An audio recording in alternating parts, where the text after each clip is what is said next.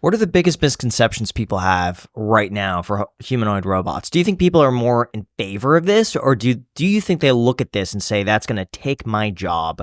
This is bad for the society. We need to stop this. I think almost all people will support it, but there will always be some that say that. I mean, the truth is there's never been a time in history where a technology that displaces human has not created more human jobs, not less. Because what will happen is once we have access to all this infinite physical labor, it's going to create tremendous demand for new industries, new things, right, that will require humans, right, to be able to manage and do more companies, more sectors, more things in life, right? Maybe what we understand as work in 20 years doesn't seem like work today, but it will be work in 20 years. Maybe we all become entertainers. I don't know. But life will change, and we just cannot perceive how that life is going to change. So initially, people will be scared like they always are. They were super scared back in the day when we had technology, right, for the first time, and it started to automate old jobs. What happened? We have so many more jobs now because of technology, right? No one would have ever believed that a social media manager would be a job. If you showed someone 40 years ago, what do? Oh, I make memes for a living. Like, that's not a job. Like, yes, it is. It's a hard job. It's a hard, and like, no, you don't actually work in 2024. But like, you get what I'm saying? Yeah. So like, when we think about what a job looks like in 2045, we would laugh at that today. Sure. But in the future, they'll be like, this is a serious job that does a lot of good for the world and makes people happy and adds value to our civilization. But we can't comprehend that today. And only this type of technological advancement will allow us to enter that future age, right? So I'm super excited because, listen, my life is awesome. But most people in the world don't get to live my life. And, things like humanoid robots are going to solve so many problems for so much of the world that doesn't have access to the things that we have access to at the top 1% in the US. Are there any downsides that you could think of? Can you make an argument for the reasons this could be a problem? I think there are a lot of downsides with AI that scare the hell out of me and everyone else. And I think they're super valid. That scares me because it's very hard to control. You can't touch it, feel it. The embodiment of AI is way more controllable when it comes to laborers or robots that help us in the house or that help us at work or to help us build civilization. Where it gets a little bit scary is when you start taking those robots and doing things in the military with them, right? And you have, battle bots, and you have the little things from Black Mirror that will attack your home, millions of robot bees. That scares the hell out of me. But I think the robot companies that I work with right now are all pretty adamant that they are not getting involved in any of that. So I think when you think about embodied artificial intelligence, you have different sectors. And the sector that I'm referring to, which are humanoid robots to rebuild the earth in a way that benefits society and more people and humanity, and helps us in our homes and helps the elderly and helps healthcare, right? I don't think anyone's going to have an issue with that. I think drones and all that stuff gets very scary very quickly. But I wouldn't want to merge those two worlds together because I know the CEOs of these companies, and they certainly are thinking about positive things, right? And only positive things for our world. What is the current state of humanoid robot engineering? What companies are at the forefront of that, and kind of what is the product that they've been able to produce so far? So there's 3 in the US. There's Tesla with Optimus, there's Figure AI in San Francisco, and there's Apptronic in Austin. Apptronic has been mostly kind of fly under the radar, I think on purpose, but I think we're going to hear a lot more about Apptronic in the next year.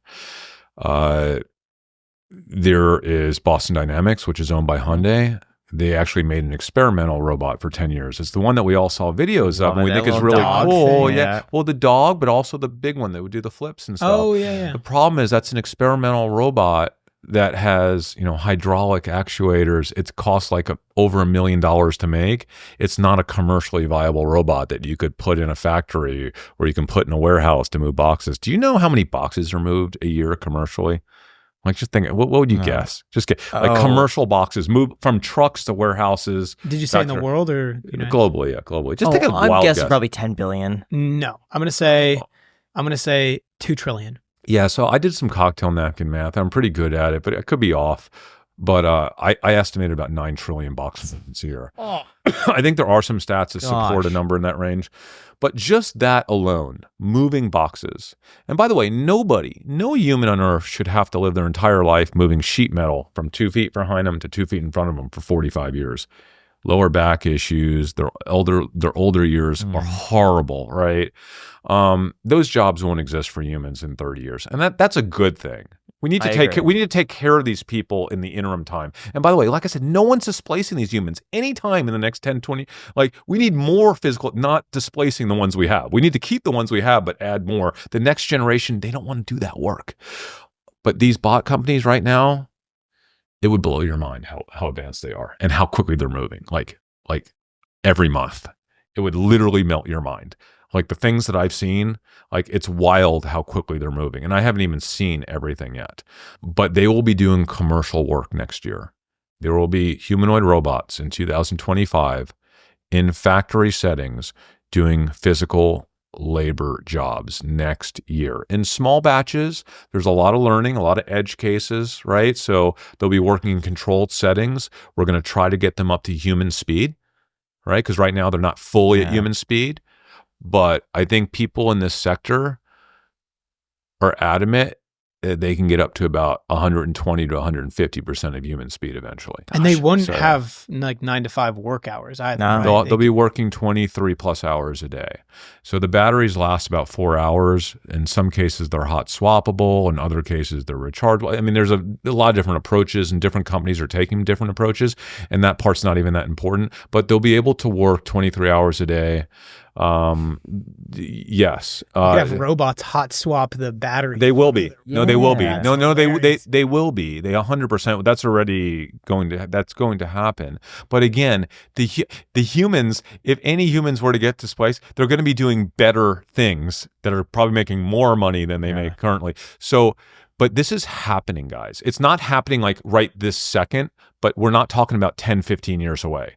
When Elon says something, I don't believe it, but it might be true, but I don't assume it's true. But all this talk that, if you read between the lines, the stuff Elon's been saying about humanoids, it's not fully true, but it's kind of true. Kind of reminds me of, like, in the 1940s and 50s, how having like a TV in your house was like a rich person thing, and then they became really common. The internet, having a computer in your house was like a big thing in the early 90s. Like, you go to grandma's house, she didn't have a computer. Now they're common. Everyone has one.